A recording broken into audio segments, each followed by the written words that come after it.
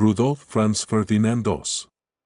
Obersturmbannführer de las SS, teniente coronel. Para la historia, el nombre de Oz está grabado a fuego como el del comandante que convirtió a Auschwitz en la mayor fábrica de muerte que la humanidad haya conocido.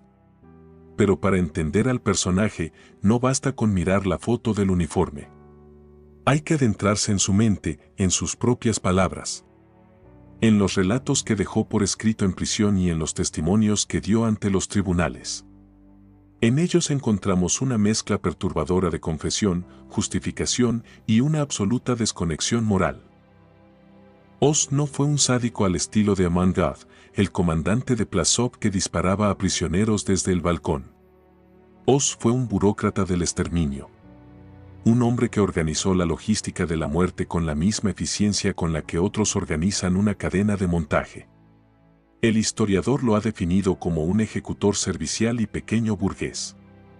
Y lo que hace especialmente escalofriante su historia no es solo la magnitud de los crímenes que cometió, cerca de 1 millón de judíos asesinados en el campo que dirigió, sino la forma en que él mismo los explicó, los justificó y, en última instancia, los normalizó en su propia conciencia.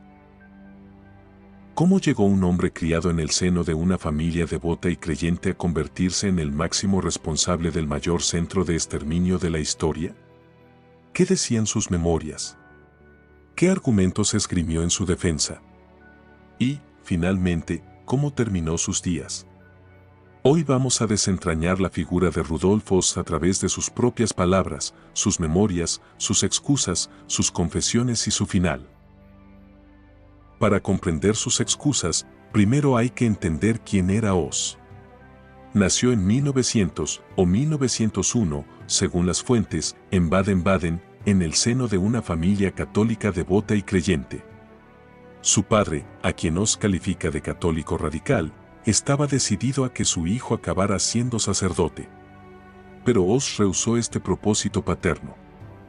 Con apenas 15 años, se alistó como voluntario en la Primera Guerra Mundial, luchando en el frente turco, en Irak y Palestina, ascendiendo en 1917 a sargento y recibiendo varias condecoraciones.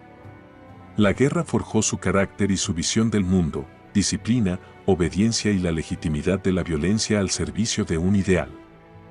Tras la derrota alemana, se unió a los cuerpos de voluntarios, los Freikorps, en las antiguas provincias del Báltico, en la Alta Silesia y en la cuenca del Ruhr. En 1923, participó en el asesinato político de un maestro llamado Walter Caro en Parchim, por el que fue condenado a 10 años de prisión.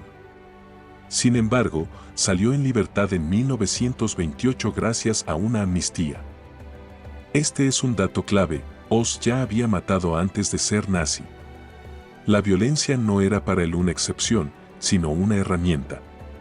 Describe extensamente su paso y vivencia en presidio como su gran escuela para afrontar su posterior vida. En 1933 fue aspirante a las SS, incorporándose definitivamente en 1934. Ese mismo año, llegó al campo de concentración de Dachau, siendo nombrado jefe de bloque en 1935. Desde ese momento fue ascendiendo progresivamente hasta que en 1938 fue trasladado al campo de concentración de Sachsenhausen y nombrado oficial ayudante, teniendo a su cargo el estado de comandancia. Y en 1940 recibió el encargo que marcaría su vida, ser el primer comandante de Auschwitz, un campo que entonces era solo un centro de detención para prisioneros polacos. Oz no pidió el puesto, pero lo aceptó con la disciplina de un soldado. Y fue allí donde desplegó su talento organizativo. Convertir un antiguo cuartel del ejército polaco en una máquina de exterminio. Experimentó con el gas Ciclón B, probó la eficiencia del crematorio y, sobre todo, optimizó el proceso, desde la llegada de los trenes hasta la extracción de los dientes de oro de los cadáveres. Todo cronometrado, todo medido. No era un asesino pasional, era un ingeniero de la muerte. En sus notas autobiográficas redactadas más tarde en prisión, recuerda con una frialdad sobrecogedora: por voluntad del Reichsführer de las SS, Auschwitz se convirtió en la mayor instalación de exterminio de seres humanos de todos los tiempos.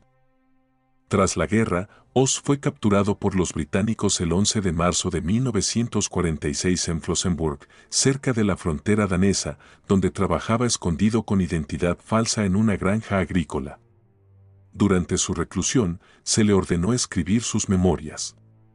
El resultado fue un libro que se publicaría más tarde como Yo, comandante de Auschwitz.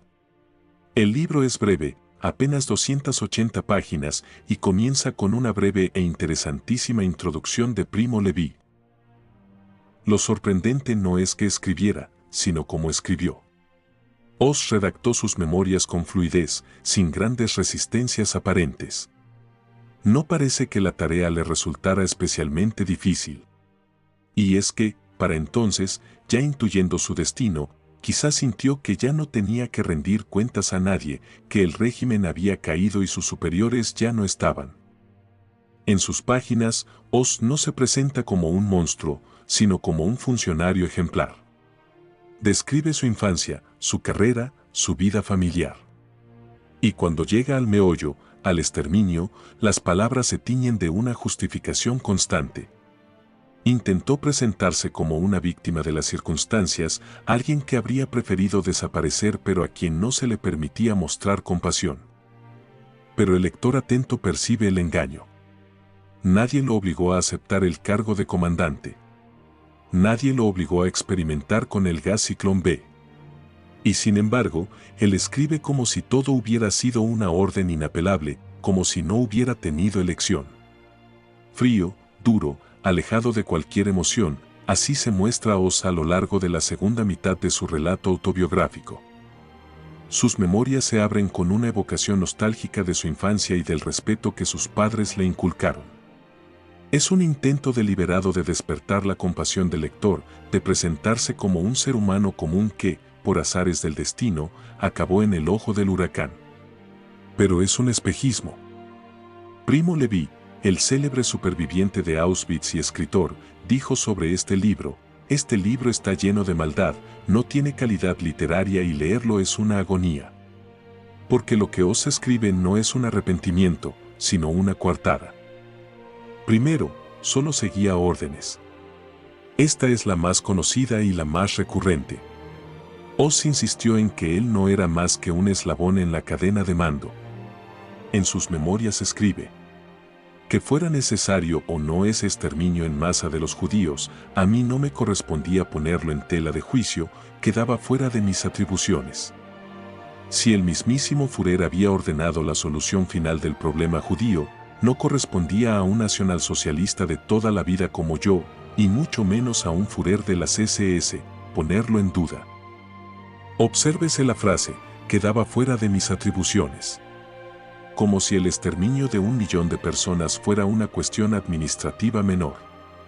Segundo, era mi deber. Oz se consideraba un soldado, y para un soldado, el deber está por encima de todo. Desde la infancia me inculcaron un profundo sentido del deber, toda orden de mis mayores debía cumplirse a conciencia. Y más adelante, debo confesar que cumplí con mi deber de manera. Nuestro deber era cumplir órdenes, no cuestionarlas. Tercero, la guerra me endureció. Oz alude a su experiencia en la Primera Guerra Mundial y a los años de militancia en las SS como un proceso de deshumanización. Asegura que el régimen y el entorno lo convirtieron en lo que fue, restándole así responsabilidad individual. Pero hay un matiz fundamental: Oz no confesó por arrepentimiento. Nada en sus palabras apunta a una asunción moral del crimen. Confesó cuando ya no tenía nada que perder, cuando él caía y sabía que otros no lo harían. Sus excusas no son un mea culpa sincero, sino un intento de salvar su imagen ante la historia, de presentarse como un hombre de honor atrapado en un sistema corrupto. Obediente ante sus superiores, enérgico ante sus subordinados y, tremendamente eficiente en su ingrata labor de exterminio, según sus palabras. Oz no solo escribió memorias, también declaró ante los tribunales. Y lo hizo en 2 escenarios distintos, primero como testigo en los juicios de Nuremberg, abril de 1946, y luego como acusado en Polonia, marzo de 1947. En Nuremberg, Su testimonio fue devastador para la defensa de otros nazis, pero también para él mismo. En un affidavit jurado, fechado el 5 de abril de 1946, Oz declaró: "Fui comandante de Auschwitz hasta el 1 de diciembre de 1943 y estimo que al menos 2.500.000 víctimas fueron ejecutadas y exterminadas allí en cámaras de gas y crematorios". Las ejecuciones en masa en las cámaras de gas comenzaron durante el verano de 1941 y duraron hasta el otoño de 1944. Supervisé personalmente las ejecuciones en Auschwitz hasta el 1 de diciembre de 1943. Después de haber construido el edificio de exterminio en Auschwitz, utilicé Ciclón B, un ácido prúsico cristalizado, que era arrojado a las cámaras de la muerte a través de pequeñas aberturas. También hizo una confesión voluntaria el 16 de marzo de 1946, en la que declaró: "Personalmente arreglé, por orden recibida de Himmler en mayo de 1941, el gasificado de 2 millones de personas entre junio/julio de 1941 y finales de 1943, durante el cual fui comandante de Auschwitz". Firmó el documento. Lo rubricó como comandante de Auschwitz-Birkenau. ¿Por qué confesó? ¿Fue torturado? Algunos han sugerido que sí, pero la evidencia histórica apunta a que Oz colaboró porque entendió que ya no tenía salida. Su confesión no fue un acto de valentía, sino un cálculo frío. Si cooperaba, quizás podría salvar su vida o, al menos, dejar constancia de que él solo era un ejecutor, no el cerebro de la operación. Tras testificar en Nuremberg, Oz fue extraditado a Polonia en mayo de 1946, ya que Auschwitz estaba en suelo polaco. Allí sería juzgado por el Tribunal Supremo Nacional de Polonia. El juicio comenzó el 11 de marzo de 1947 en el auditorio de la ZNP en Varsovia, el único lo suficientemente grande para las vistas, con capacidad para unas 500 personas. En este juicio, Oz no tenía escapatoria. Las pruebas eran abrumadoras, sus propias confesiones, los testimonios de los supervivientes, la documentación de las SS. Su defensa se basó en el mismo argumento que había esgrimido en sus memorias: la obediencia debida. "Yo solo cumplía órdenes", repitió. "Mi responsabilidad se limita a la ejecución técnica de lo que me ordenaron". Pero el tribunal polaco no aceptó esa coartada. No podía. ¿Acaso la obediencia a una orden criminal exime de culpa?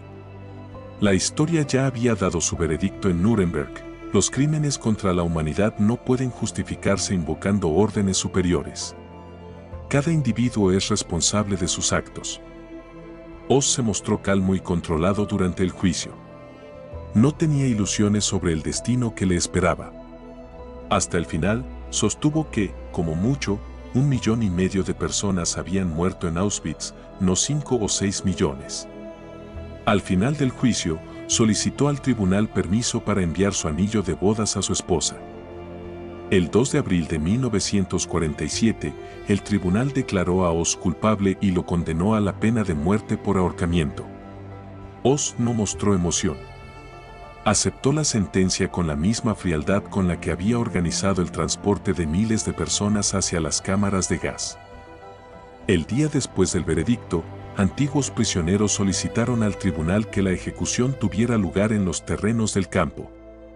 La ejecución se programó para el 14 de abril, pero se pospuso por temor a que los residentes de Oswiecim intentaran linchar a Oz cuando fuera trasladado al lugar.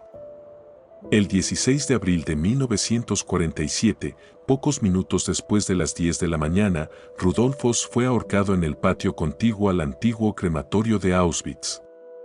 Fue ejecutado en el mismo lugar donde había cometido sus crímenes. La horca se había construido especialmente para él.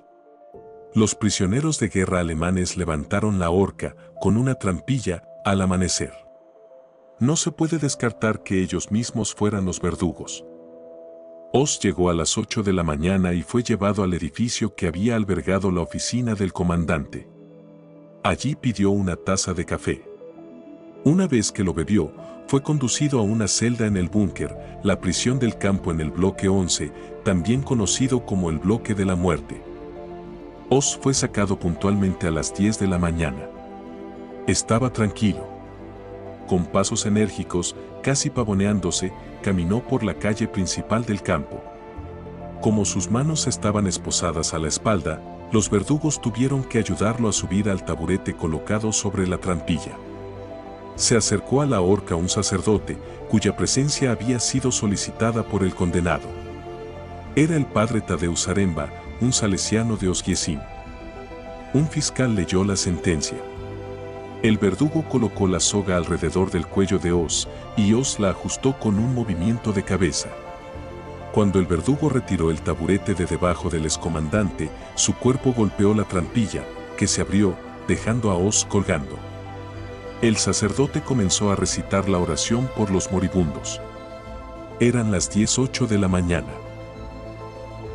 Así terminó la vida de Rudolf Oz. El comandante que había supervisado la muerte de más de 1 millón de personas fue ejecutado como un criminal común. Pero su legado no es solo el de un hombre malvado, es el de un sistema que convirtió el asesinato en burocracia, y que encontró en personas como Oz a los ejecutores perfectos, disciplinados, eficientes y, sobre todo, incapaces de cuestionar la moralidad de sus actos. La historia de Rudolf Oz nos confronta con una pregunta incómoda: ¿cómo es posible que un hombre normal, criado en una familia religiosa, llegue a cometer crímenes tan atroces? La respuesta no es sencilla. No fue un psicópata, al menos no en el sentido clínico. Fue un producto de su tiempo, de una ideología que deshumanizó a todo un pueblo, de un sistema que premiaba la obediencia ciega y castigaba la disidencia. Pero también fue un individuo que tomó decisiones. Que eligió no hacer preguntas. Que eligió la comodidad del deber sobre la incomodidad de la conciencia. Sus memorias, sus excusas y sus confesiones no son un testimonio de arrepentimiento, sino un manual de autoconvencimiento. Oz murió convencido de que solo había cumplido con su deber. Hombre de orden, extremado en sus formas, incapaz de hacer daño a alguien deliberadamente, estas son algunas de las perlas que el personaje plasma al papel. Se hace cuesta arriba poder asimilar tanta frialdad a la vista de los hechos que todos conocemos sobre Auschwitz, pero es necesario saber qué pasaba por la cabeza de estos hombres para poder matar y eliminar a millones de personas.